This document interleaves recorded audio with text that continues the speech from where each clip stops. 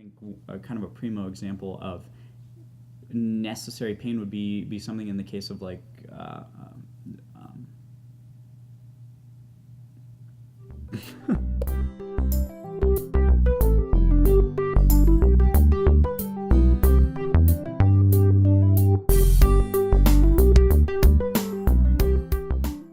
Hey everybody, welcome to Seriously Lighthearted Yoga. Hello. Today's Klesha Day number Four. There's four fingers. Four. Number four. Four fingers, or are there 3 spaces? We're talking about the fingers here. Okay. I said 4. that. I made that very clear. Anyway. And so Klesha Day number 4, which is what, Kai? Dvesha. And this idea of Dvesha, guys, is kind of the opposite of the idea we spoke about yesterday. Dvesha is aversion to pain. So if you kind of notice what I'm talking about, the attachment to pleasure is what we spoke about yesterday.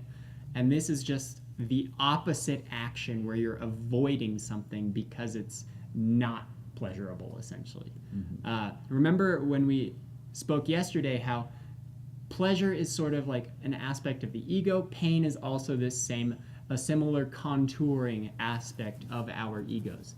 When we don't like something because it's painful, that is in part a creation in our ego that is trying to cut out some of the awareness to keep us in that little tiny ball of our self.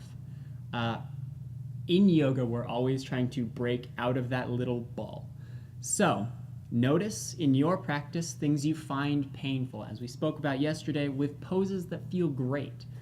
You like to be in them and things. But also notice that when you're on your mat, if there's a pose that is particularly painful for you, but like say, you are working on splits pose maybe and would like to see yourself do the splits one day. Notice that there will be some discomfort, at least, that goes along with working up to that pose. Not necessarily painful. That's not what we're looking for in a yoga practice. Painful being like ripping a hamstring being really painful. But the discomfort is something that you should get comfortable working into in your yoga practice. And that is, again, the discomfort is you pushing past that boundary a bit, pushing past that aversion, and allowing yourself to open up just a little bit more in your practice. So, I think that's really the key. It's about not necessarily seeking out discomfort, but being willing to not be comfortable. Averse to it. Yeah, being afraid of being uncomfortable, being afraid to try a new shampoo, being afraid to try a new type of food, being this fear of something potentially being bad is something keeping that you should get over. Yeah, keeping you from sort of expanding your comfort zone, expanding your awareness. Yeah, there's this idea that pain is a really negative thing that should be avoided to a lot of people because it is painful and it's something that we are instinctually wired to avoid.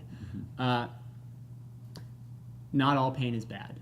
If you think about like physical therapy, for example, it's a great example of how like some things can be painful but for good reason. Like you experience a traumatic brain injury, need to relearn how to use your left hand maybe. Like that is painful, difficult, hard, a lot of work, but at the end of it you can use your left hand better than say that dysfunctional hand that it was during that or at the moment when you experience that traumatic brain injury. Yeah, it's about going past your comfort zone and venturing into discomfort. And now, of course, self-preservation is a thing. We're not telling you to go out there and hurt yourself just because you're not supposed to avoid pain.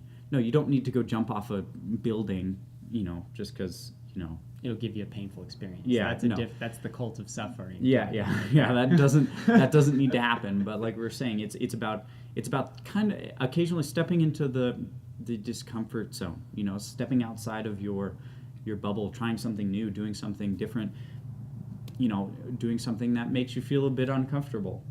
That's what we're talking about here, not being afraid to do those sorts of things or experience those sorts of things. So give that some thought, give somebody a high five, not too hard. Again, that's not supposed to be painful, and we'll see you guys tomorrow.